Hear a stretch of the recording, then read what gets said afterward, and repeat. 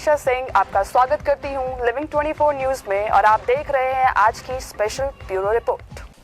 नमस्कार, इस वक्त मैं प्रयागराज के झूसी में जहां पे पीडीओ द्वारा मकान गिराया गया है श्री गणेश यादव जी को, जो कि यहां पे पीड़ित पक्ष का बयान कुछ और ही कह रहा है। जिस तरह से हम आपको बताने वाले हैं कि जिस तरह से यहां पे प्रशासन अपनी कार्रवाई कर रहा है, लगातार कार्रवाई कर रहा है, तो कहीं ना कहीं जो है पीड़ित का जो बयान है वो पूरी तरीके से टर्न कर रहा है। उनकी जो चीज़ें हैं उन्हें माफिया, अपराधी, तमाम तरीके की चीज़ें कही जा रही है, लेकिन कहीं ना कहीं जो है कुछ चीज़ें इसमें प्रशासन गलत तरीके से भी उनको ठहराने की कोशिश कर रहा है। हम वही दिखाने की कोशिश कर रहे हैं। जिस तरह से आप देखिए पीछे इनका जो है इतना आलीशान मकान जो है पैतृक मकान था, जो पिछले कई सालों से इनके पूर्वजों का मकान था, जिसको बनाया गया था। तब पीडीए यहाँ पे नहीं थी, यह ग्रामीण क्षेत्र है, यहाँ पे पीडीए का कोई रोल नहीं है। उसके बावजूद भी यहाँ पे जितने भी ग्रामीण में मकान बनाए गए हैं सभी पीडीए द्वारा जो है अभी एक भी नक्शे पास नहीं है। इनको नक्शा पास ना करने के लिए ऐसी कार्रवाई की गई है। पीछे हम दिखाएंगे एक मकान और है, जो कि यहाँ पे कैमरामैन से चाहेंगे दिखाएं कि ये भी मकान पूरा आलीशान था। इनको जो है ये भी मकान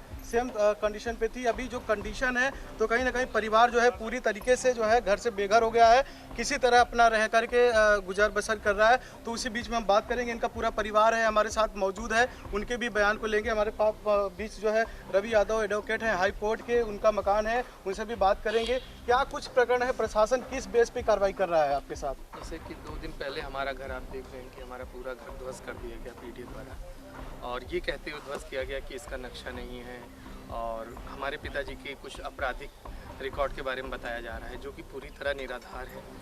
ये मकान तब का है जब यहाँ पीडीए का अस्तित्व भी नहीं था। हमारी माताजी जो आज लगभग 90 साल की हो चुकी हैं, उनके द्वारा यहाँ हमारे इस घर की नींव रखी गई। जब इन्होंने नींव रखी तब पीडीए का कोई अस्तित्व नहीं था।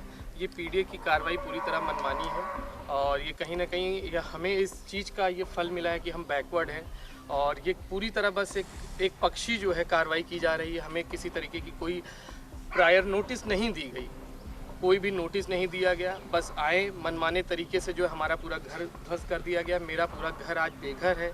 हम किसी तरह एक एक रात, एक एक दिन किसी तरह काट रहे हैं। हाँ, ये ज़रूर है कि अगल बगल के लोगों ने बहुत ही ज़्यादा सहयोग किया। किसी ने हमारा थोड़ा, किसी ने कुछ सामान रखा है, किसी ने कुछ सामान, किसी ने ये नहीं कहा कि आप मेरे घर में, आपको लिए जगह नहीं। सब ने पूरी तरह सहयोग दिया, और अब हम आगे देखेंगे कि क्या हम इसके तत्काल कार्रवाई हुई। जिस तरह से प्रशासन लगातार तुरंत कार्रवाई किया, तो उसमें बहुत सारे सामान आपके थे, क्या वो सब चीज़ें निकल पाई थी उस दौरान?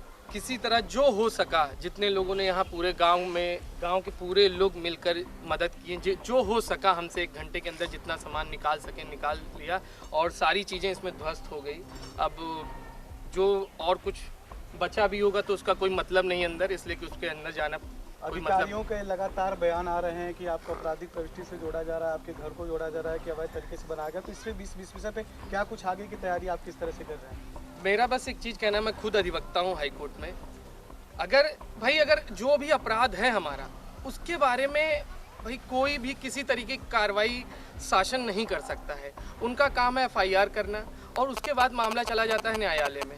न्यायालय अपना आदेश देती है। न्यायालय द्वारा हमारे पिताजी पूरी तरह बरी हैं, कोई भी ऐसे मामले नहीं चल रहे हैं। और एक बहुत जो सबसे बड़ी बात ये है कि मैं बताना चाहता हूँ लोगों से ये कि इसमें जो सबसे बड़ी प्रशासन गलती कर रहा है, जो भी मेरे पिताजी के पहले के भी जो मामले थे, कभी कोई जघन्य अपराध नहीं था। एक आदमी जब गरीब होता है, गरीबी से जब वो अपना संघर्ष करके वो बाहर आने के लिए जद्दोजहद करता रहता है, उसी जद्दोजहद में कहीं ना कहीं किसी न किसी से उसका टकराव होता है। वो कोई भी हो। आज देश के प्रधानमंत्री मोदी जी कहते हैं कि मैं चाय बेचता था। वो चाय बेचते समय भी कहीं ना कहीं उनसे किसी न किसी का टकराव होता होगा। एक जब छोटा आदमी जब ऊपर जाता है, तो जो ऊपर के बैठे हुए लोग हैं वो उसका विरोध करते हैं। तो उस विरोध को झेलने में जो हमारे पिताजी के ऊपर जो कार्रवाई, बस वही कार्रवाई है, और कोई ऐसा जघन्य अपराध नहीं किया है मेरे पिताजी ने। और जो मामले थे भी वो पूरे खत्म हो चुके हैं। सारे मामलों में फाइनल रिपोर्ट लग चुकी है। और एक बात मैं ये बताना चाहता हूँ कि जिस विभाग ने ये आके मेरा घर ध्वस्त किया है, जिस विभाग ने ये कार्रवाई की है, इसी विभाग में मेरे पिताजी ने सालों साल जो है इसी विभाग में सरकारी ठेकेदारी की है, और उस ठेकेदारी करके यहाँ तक पहुँचे हैं। भाई वो ठेकेदारी सरकारी काम था। अगर मैं गलत हूँ, मेरी कमाई गलत है, तो फिर वो विभाग भी गलत है जिन्होंने हमें काम दिया था। हमारे पेपर्स उनके पास जाते हैं तब वो हमें काम देते हैं, तो मैं गलत कहाँ से? कोई मेरा गलत तरीके से कोई धन संचय नहीं किया गया है। जो एक आम आदमी जिस तरह प्रयास करता है अपने जीवन यापन के लिए, अपने परिवार को पालन पोषण के लिए, बस वही एक काम मेरे पिताजी ने किया है। जो हर एक आदमी जो अपने परिवार के प्रति जो उसकी जिम्मेदारी रहती, वही जिम्मेदारी मेरे पिताजी ने निभाई है। हम लोग को पढ़ाया लिखाया, किसी तरह गरीबी से निकाल के यहाँ तक लाए हैं, और आज ये हमें झेलना पड़ रहा है कि आज ये लोग मतलब मीडिया द्वारा ये बताया जा रहा है, प्रशासन द्वारा ये बताया जा रहा है कि अपराधी छवि के हैं। अपराधी छवि के हैं तो भाई आप ही ने तो काम दिया है। आपने काम क्यों दिया हमें? आप ही विभाग में मैंने काम किया, और पूरी तरह हमारे मौलिक अधिकार का हनन हुआ है, दोहन हुआ है। मौलिक आज इस कार्रवाई से ये हो गया कि हाँ, मौलिक अधिकार का इस सरकार में, इस राज्य में कोई अस्तित्व नहीं है। भीमराव अम्बेडकर जो हम लोग के लिए एक संविधान बना के गए, हर एक आदमी के लिए उसका मौलिक अधिकार बताया, उसको बिल्कुल दरकिनार करते हुए प्रशासन ने अपनी कार्रवाई की है। अब हम देखेंगे कि हम अपने अधिकार के लिए हम कोर्ट में जाएंगे। मैं खुद एक अधिवक्ता हूं, मैं उम्मीद करता हूं न्यायालय मेरा साथ देगा। मुझे अब शासन प्रशासन के ऊपर कोई विश्वास नहीं है, बस मेरा जो अब एक विश्वास है वो न्यायालय है। आगे करने वाले हैं आप? प्रशासन द्वारा जो भी कार्रवाई की गई वो पूरी तरह जो है असंवैधानिक है, पूरी तरह विधि के विपरीत है। हमारा घर बिना हमें बताए ध्वस्त कर दिया गया, ये कहते हुए कि इसका नक्शा नहीं पास है। नक्शा पीडीए द्वारा पास किया जाता है, और ये हमारा घर बहुत पहले जब पीडीए का अस्तित्व नहीं था तब का ये घर की नींव रखी गई है। और यहाँ आसपास पूरे गांव में किसी भी तरीके का कोई नक्शा पीडीए द्वारा नहीं पास किया गया है। और ये जो शासन द्वारा ये कहा जा रहा है कि मेरे गणेश यादव आपराधिक छवि के हैं इस वजह से, वही गणेश यादव किसी भी तरीके की आपराधिक छवि नहीं है। और वो यहाँ तक पीडीए के ही जिस विभाग ने इस ध्वस्तीकरण किया है मेरे घर का, उसी के विभाग में ठेकेदारी करके यहाँ तक पहुँचे हैं। और संघर्ष के दौर में कहीं ना कहीं आदमी किसी न किसी से भिड़ता रहता है। मेरे पिताजी गरीब थे, दूध बेचते थे, दूध बेचते यहाँ तक आए हैं। तो ठेकेदारी के दौरान कहीं रोड बनाते समय, कहीं नाली बनाते समय किसी न किसी से कुछ ना कुछ बात हो जाती थी। उसी से संबंधित कुछ मामले थे जो 20 साल 25 साल पहले के मामले हैं, जो पूरी तरह ख़त्म हो चुके हैं। सरकार अदालत की तरफ से पूरी तरह बरी है, कभी किसी मामले में दोषी नहीं साबित हुए हैं, और हर मामले में फाइनल रिपोर्ट लग चुकी है।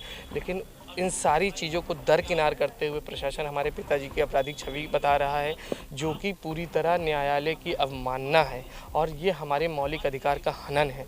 इस तरीके की कार्रवाई मेरे साथ साथ किसी और के साथ भी हो सकती है। मैं नहीं कहूँगा किसी और के साथ हो, मैं ये नहीं कहूँगा कि अच्छा मेरे घर के नक्शा नहीं पास है, जिसका नहीं पास है तो उसको भी गिराए। ये चीज़ हम ये सोच के चलिए, मेरा गिरा, मैं चाहता हूँ बस इसी पे अब प्रशासन आगे किसी के ऊपर कार्रवाई ना करे।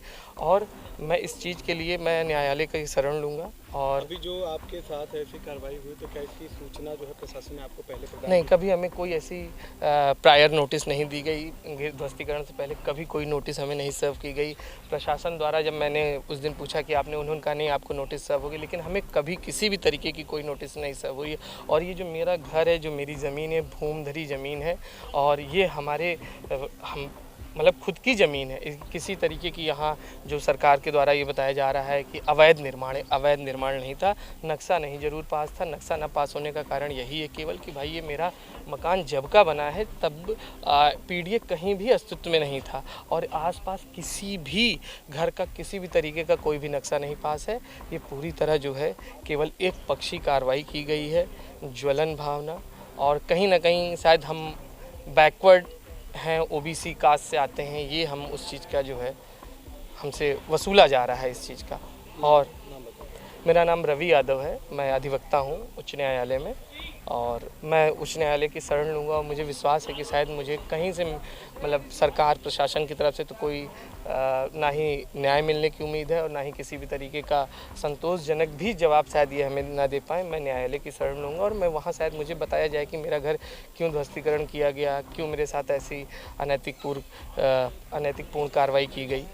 मैं न्यायालय से शायद मुझे मिल जाए न्याय। जी बहुत बहुत धन्यवाद। देखिए बात करके कहीं ना कहीं ये लग रहा है कि जो शासन की जो एक मंशा है, जो तानाशाही रवैया है, वो यहाँ पे देखने को मिले, क्योंकि प्रशासन जो इनकी परिवार है वो लगातार आरोप लगा रहा है प्रशासन के ऊपर, यहाँ के अधिकारियों के ऊपर, कि उन्हें किसी तरह की कोई नोटिस नहीं दी गई, किसी तरह का पहले कोई जानकारी नहीं दी गई। प्रॉपर तरीका ये होता है कि अगर इस तरह की कोई भी चीज़ें हैं तो कहीं ना कहीं नोटिस तो प्रोवाइड होती है, कुछ भी नहीं प्रोवाइड की गई, तो कहीं ना कहीं इनका पूरा जो है आरोप प्रशासन और यहाँ के सरकार पर लग रहा है। वीडियो जर्नलिस्ट जाजिद के साथ अरविंद, लिविंग 24 न्यूज़, प्रयागराज।